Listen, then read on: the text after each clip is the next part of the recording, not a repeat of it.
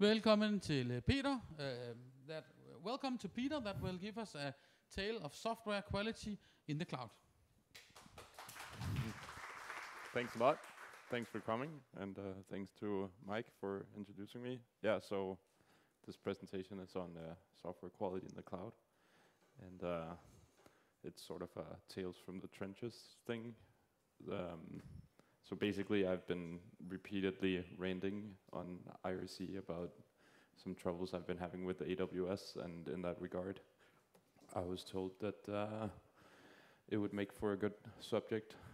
So yeah, so I'll give a presentation overview now. First, I'll give a little bit of background about myself, and then some of my motivation for making this presentation. Then I'll talk about a service we run in production at the company I work for, called Donkey, where we experienced a rather confounding problem in December 2017. We started getting reports of crippling performance, and that coincided with HTTP2 enabling. So this talk is about how I did a lot of analysis to try to uncover the underlying problem, and we ended up paying premium support at a premium by not receiving any.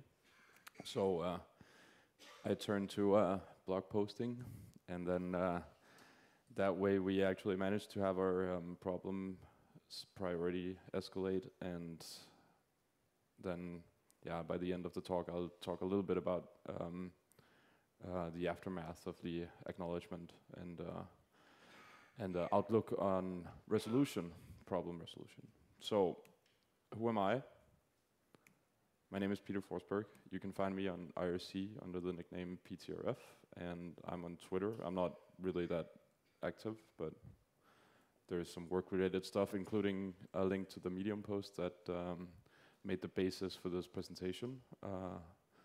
So yeah, I'm Peter Forsberg on Twitter, and professionally I'm employed at a company in Denmark called Shotgun, and in Copenhagen I'm a backend engineer. So Shotgun is one of the sponsors here. They've provided I think the truck for transportation, and previous years has been fridges. So I think there's only one. This might be something I need to update, but so we were supposed to have my colleague Joachim was supposed to talk about Kubernetes, and then on Monday afternoon, the CTO of Shotgun will come, Morten. He will come and talk about algorithmically inspired design, and that should be rather interesting. So I'd recommend going there, but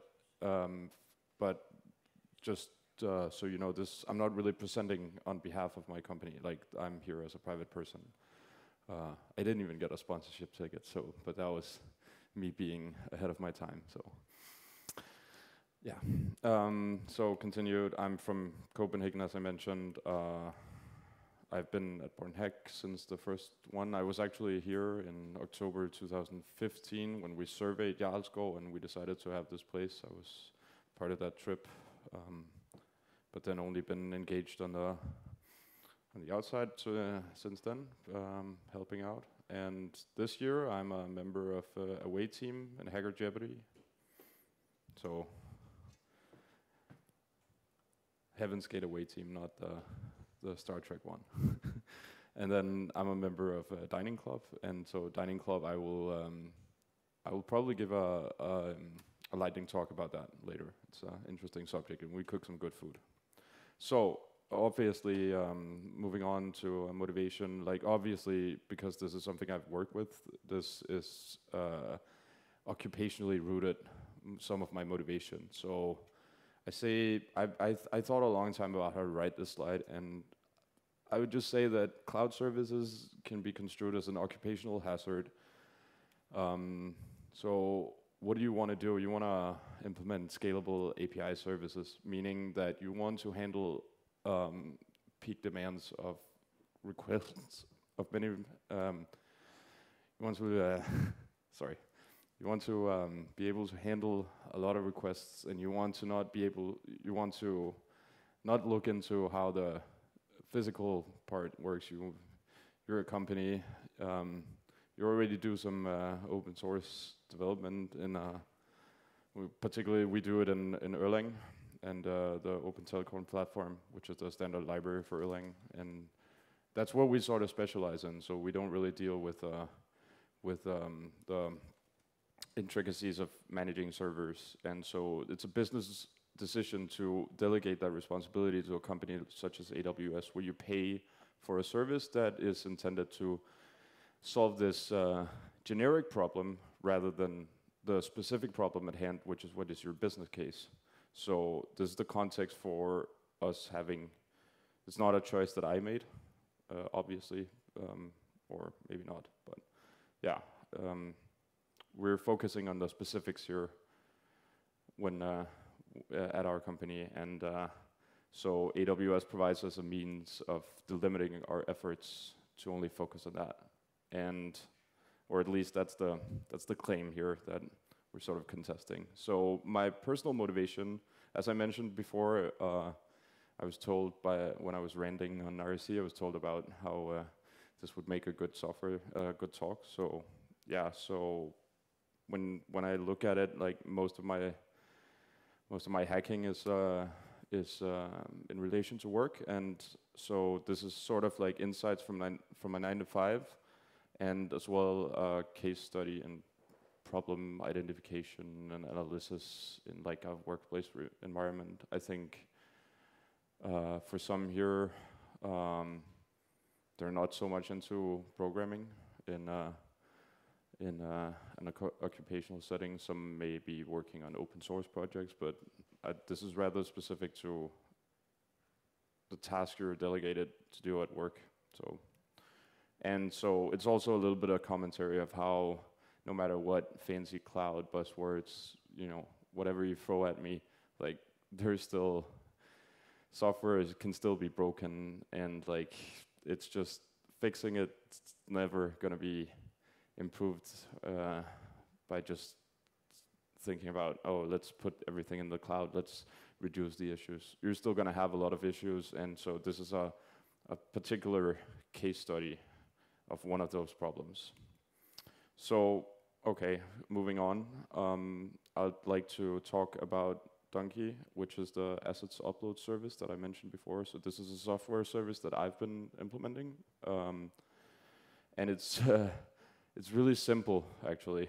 We have Shotgun, for those of you who don't know the company, is we are a free-to-use service for people in Denmark, Norway, Sweden, Netherlands, and Poland. And we index offer catalogs, making you able to search for offers and search and look at what catalogs. And here by catalog I mean like Netto, Bilka, or Carrefour, if you're more internationally inclined. But yeah, so grocery shopping, supermarkets. And so our clients and ourselves, we often need to introduce, so that means persist in some way, an image or a PDF file in our system, and we want to do some validations. This could be size or content type prior to actually accepting these files. And then we want to return a transient reference, meaning a reference that is available for a given amount of time for you to do processing at a later time. So this could be resizing, rendering, whatever. Just the basics of having a data storage and database, a system that incorporates data storage and databases where you can reference these things internally. So that's it, and the API description is pretty straightforward. It's REST-ish. There's a little bit of distinction. So REST is representational state transfer, and so it's a means of exchanging over web documents and objects, and so that's perfect for us. We have a single post endpoint, that you can create a new object with, and so the content types that accepted is multi-part form data. I didn't make that choice, but apparently that's what JavaScript needs in order for file uploads to work with Chrome. I don't know. I was told that was what I should do, so I did it, and we returned the references as application JSON. And just a little note: multi-part form data sucks. It's old Microsoft format, and like, so basically you can package multiple. You can have a single request, and you can package multiple form elements into the same request. So this could be files or text data, or whatever. But this protocol doesn't really specify how many. This format, it doesn't specify how many parts multi-part request contains, and it also doesn't specify part lengths. So, and that's just two of these issues. And yeah, so there's a little bit extra processing for me to do, but it's rather simple. It's made in Erlang, so there's a library called Cowboy, and this implements a TCP connection library facilities and HTTP2 request processing through via a state machine. So this means that you can plug in at different points in the request processing, which is really neat. We don't even have Nginx. We don't have anything. We just run it straight in Erlang, and then we shell out to make use of ImageMagick and for image property extraction, and then we use libmagick to sort of get a guess that someone can probably claim here that they can come with a PDF file that my libmagick will say is a PDF file, but it's not. And yeah, that's true. But like in the most cases, we still accept this as a PDF. So we want to ensure that the content type that a request claims a file is actually the content type of the file. So these are the validations, and then we use the AWS command line tools for the API that we persist these files with in the simple storage solution. I don't remember the name, but Amazon has like this S3. So in general, you can see that we are using Erlang runtime system that contains all of our software developed for this particular problem of persisting images in PDFs. But then we use it, then we have it in an AWS setting. So it's containers all the way down. Yeah, this just a little bit about the service architecture. What I want to say is that it's built with open source software, and it solves like a specific recurrent issue. And we use Kubernetes. So the talk is not in the program anymore, which is a little bit weird, my colleagues talk. But yeah, I wanted to talk a little bit about the Kubernetes reproducibility and scalability, but I don't think it makes a lot of sense if he's not going to have his talk, so I'm leaving that out. And yeah, so we leverage AWS for operation of this service and for solving the generic issues, such as providing a load balancer. So this problem I was referring to in the beginning, so basically we had there's a tool called Terraform that allows you to declaratively specify how you want AWS to set up your infrastructure, which is good. And so the setup for Donkey was overhauled in December 2017, and we started. We enabled the new product, the new load balancer edition from AWS. It's called Application Load Balancer, or referred to as ELB v2. ELB as an Elastic Load Balancer. That was the previous name. And then we were like, oh, one of the added benefits is that the load balancer now supports HTTP2. So we thought, oh, that's good, that's great. So, like the day after this was deployed into production, and like our clients started using this. Our operations team, that is the ones that are handling client relations, they were reporting that people were saying, hey, this is super slow now. Whenever we try to upload a catalog, it takes forever, and it just times out, nothing works. And I was like, how could that happen? So yeah, this was the day after the production deployment, and I was figuring ALB, like this ALB product, it was initially announced in August 2016, and like they announced that they had HTTP2 support, and so what's missing here is that I tried to search around and I couldn't find anything that determined like that any reports or any mentions of performance degradations when using HTTP2 for file uploads. It was just like it was as if no one had seen that before. So I was like, okay, something must be wrong with either Cowboy or Donkey, but that is also Erlang, and I can look into that. So I started looking into this, and so first I found that, well, it only affects HTTP2 requests. So any request made against the ALB,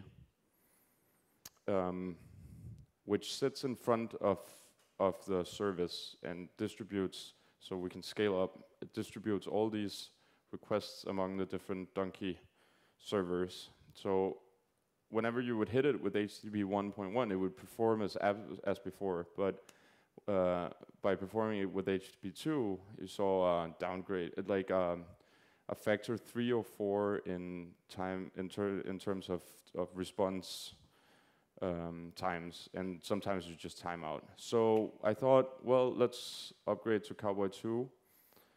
Before this was an earlier version of Cowboy, and I was like, okay, let's upgrade it because Cowboy 2 has HTTP 2 support.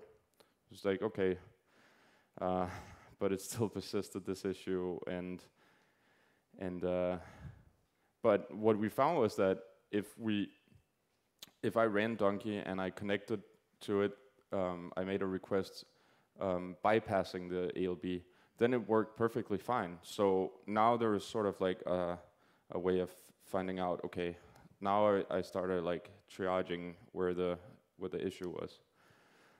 And you gotta remember that this is something that came in from the side, because I have a lot of other projects, and then suddenly, because there is something wrong somewhere else, I have to put aside time to actually also investigate this. So this was still on the side. I was still doing this sort of like on the side while performing other tasks at work, and this, for this reason, I missed the fact in the documentation that the ALB, the Application Load Balancer, it takes any request, any HTTP2 request, and then it translates it internally to HTTP 1.1, and then distributes it among the target instances in the load balancing group, which is, oh, okay, so we couldn't leverage HTTP2 directly.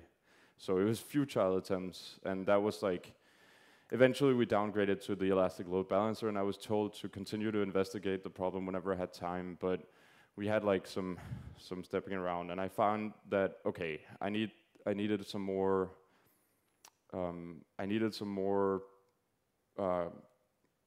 methodological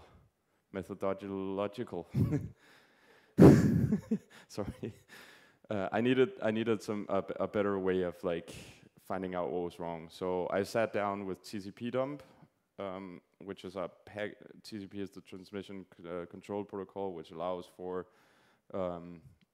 clients to have data transfer. For those of you who might not know what it is, but it makes it so that you can have like yeah, never mind. So basically, I sat down with the TCP dump tool and obtained a packet trace of the data, and I started graphing it with this tool called TCP trace, and just like sort of explore what could be wrong, what can I find anything that reveals what's wrong, and yeah, I mean.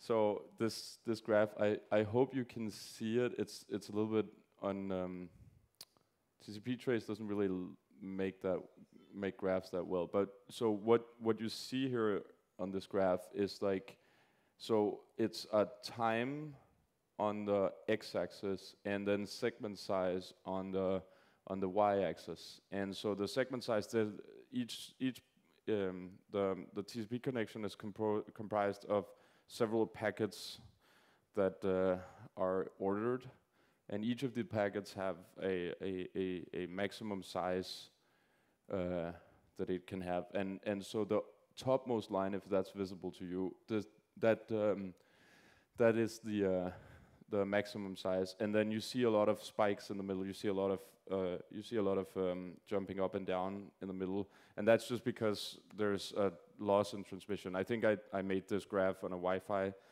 so sometimes you get these graphs. But what's most significant here is that you see the requests like the response time is or the requests response time is on the x-axis, and it says 6.5 seconds roughly. So it takes 6.5 seconds to complete this particular request, which involves uploading a 65 megabyte PDF through Donkey. Now, this is the segment size. This is the segment size. This is the equivalent graph, only one made with HTTP2, and so it says the last number down there says 25 seconds, but yeah, so this is roughly 30 seconds. And so this is not even the full graph. There is something missing. I had to cut it off. I've zoomed in, and you see like this sawtooth pattern.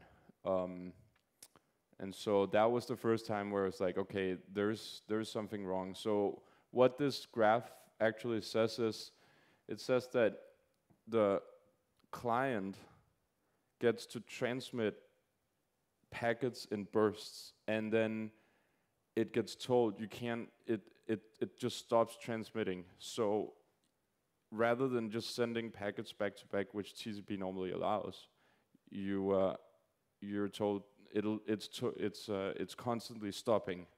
So it's sort of like, it's like constantly halting and not being able to use the TCP congestion control mechanisms that facilitate sending data back to back in a proper way.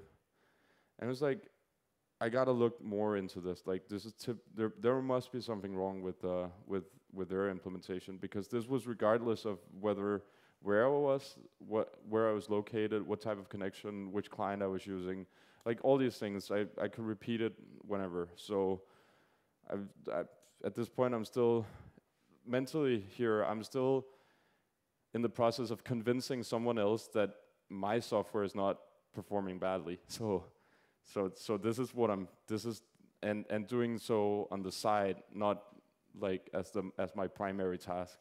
So it was a little bit like, have you found out what's wrong? No, you know. It's a little bit aggravating, but I got to study the HTTP2 protocol, which I've heard about on multiple occasions, but I hadn't really looked further into it. So basically, it's an attempt at fixing or facilitating the modern web. Meaning, so what is the modern web? But like most interactions online today are smartphones and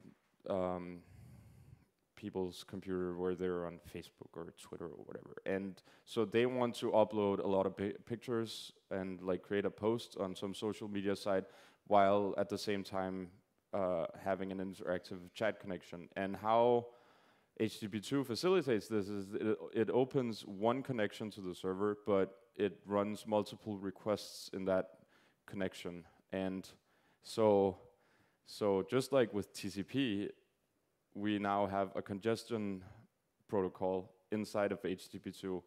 So you have streams of frames, and each stream is assigned a specific, each request is assigned a stream.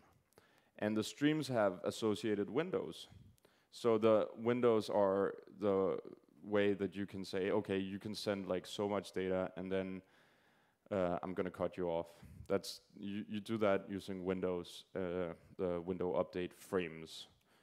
And so there's a tool called NG HTTP1, which is I don't recall NG particularly, but yeah, it's the reference and HTTP2 implementation, and it's what's being used by curl and most major browsers, and maybe Google has their own implementation for Chrome or Chromium, but like most others use the NGHTTP2 library, and like they have a curl-like tool called NGHTTP, and this allows you to obtain a connection trace. And this is, so I've just included a snippet, and it's like a really raw snippet, but basically you see you have some timing information, you have some protocol information, and then there is some messages being sent back and forth. To begin with, we receive a settings frame from the server, and then at the same time, we also send some headers to the server.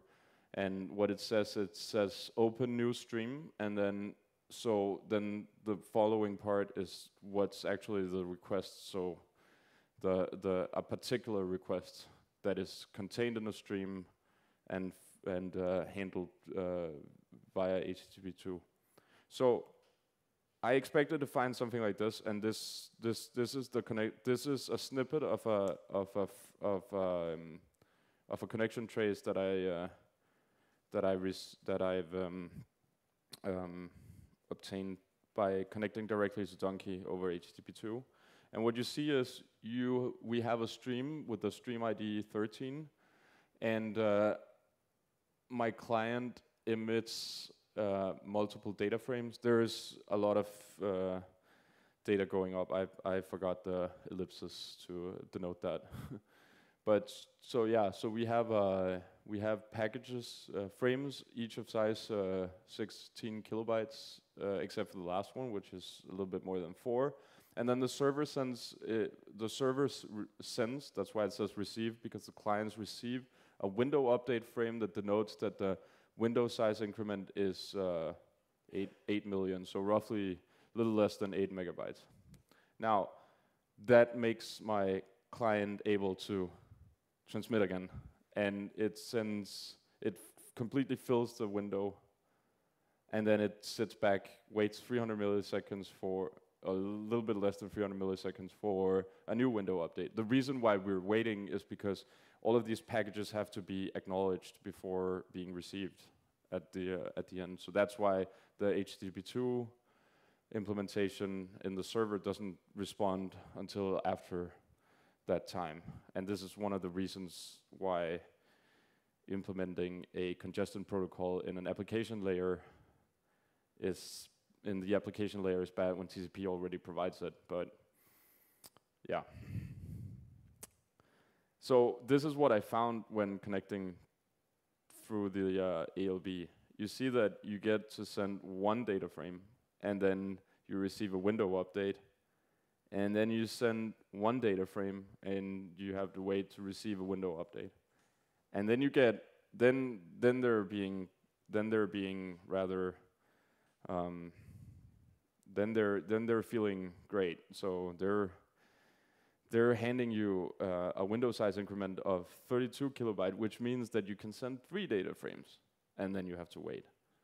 And so going back here, you see a direct mapping between the sawtooth pattern that I observed when looking at the connection trace and how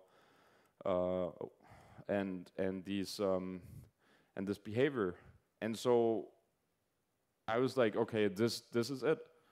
So I reported this in January 2018. We had our initial correspondences in like medio January, and then our account manager, he told us, yeah, you gotta upgrade. On January 17, he was like, you gotta upgrade to AWS Premium support if you want to have this case taken seriously. Like, your claim is, you don't have the privileges. You have to escalate to the premium support package. So I guess that's what our CTO did. He was like, okay, let them do it. And then we had a bit of back and forth, and I submitted some more TCP dumps, and the case handler informed us that they would return back. So this is on January 24. That's the last correspondence we have with them for like 6 months. And they were like, we're gonna follow up. And so this was something I did on the side. So So quickly, time flies. And so, but we never heard anything from AWS. It's like, no. And at some point, we had Joachim, who's supposed to talk about Kubernetes. So he starts, and he's starting to, we investigated a little bit because I remember it. I'm like, have we ever heard back? And so he's like, oh yeah, but you can just disable, there's an option now. And I was like, what, why? There's no option. But so I go in and I find on the GitHub repositories for the SDKs for Go and for JavaScript that they have been updated on February 22nd to include an option that I failed to paste into my slides. But basically it's routing.http2, and then you can enable and disable it.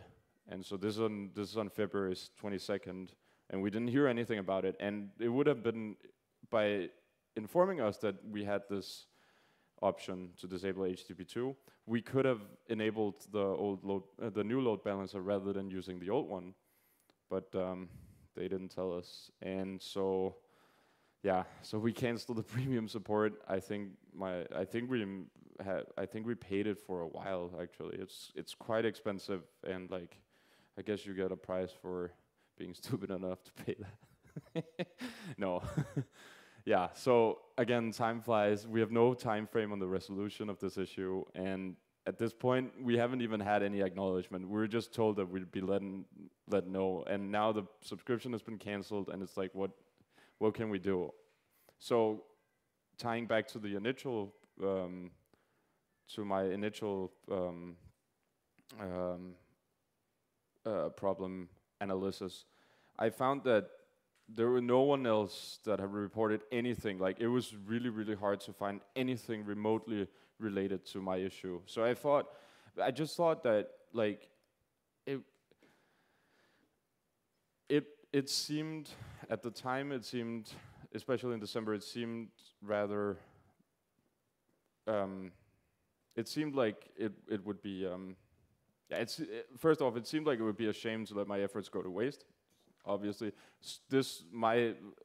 we still had the problems, and at this time it was apparent to me that no one else had reported this at this time. So I decided I'd make a public reporting about it. I wrote a Medium blog post.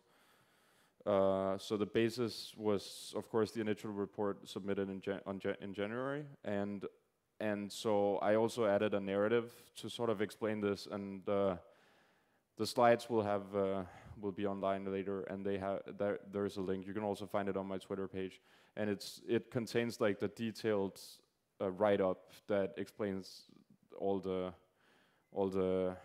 contains links to the NGHTTP2 side and TCP trace side, and you get much more details from that. And it was a nice exercise to sort of make a write-up that would get indexed. So Medium has this thing where you press share, and I was like, I had never used it before, so I did that, and I had the most boring Twitter posts added to my Twitter account. I was like, okay, so nothing really happened. And then in July, I was like, what happens if I post it on Lobsters? So Lobsters is the crustaceans Hacker News, and so basically Hacker News is terrible, and don't spend time there. I don't. So, but Lobsters is like a community similar to that, link aggregation and commenting site, and it's yeah, I figured it's a shot, let's post it there. And then I got like 1,500 reads on the Medium statistics thing. It's like, okay. And eventually it caught wind. I was on vacation in Portugal, and I had an email from my boss about Amazon reaching out. So yeah, the aftermath of this is that after having publicly denounced their HTTP2 support, they've actually reached out, and they've been working with us. They've been extending their sincere apologies, and they've acknowledged the issue. So this was important. I remember after the meeting, our CTO is like, yeah, you're right. It's like, I know. Like, but apparently, like, he needed that, and so, which is fine, but it's just like, this is what they're holding back. And they've got a preliminary fix that I have tested, and it works. There's like no performance degradations whatsoever now, so that's fine. And we've gotten sizable discounts on our AWS bill, so I don't know, maybe I should get a raise. And so for the technically inclined, what they did was they, if you remember the snippet before, they proactively emit window update frames ahead of time. So the reason why we have the sawtooth pattern is that the client quickly exhausts its allowed window of packages, and then it has to wait for the HTTP2 server to respond back and say, hey, you can send some more. So now if they are able to handle more data, they will just send you new window update frames. And so they will send them with various window size increments. But particularly, the client will never exhaust its window unless there is a reason to it, and that will prevent the sawtooth pattern behavior, the stop and go behavior. So that's it. Thanks for coming. Any questions?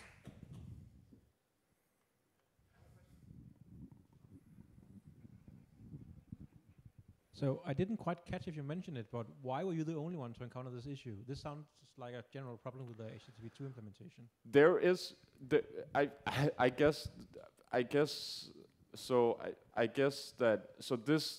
what Amazon, so there are multiple questions here. So first, there are multiple answers here. So first, I don't think we're the first ones to discover it, but I think we're the first ones to actually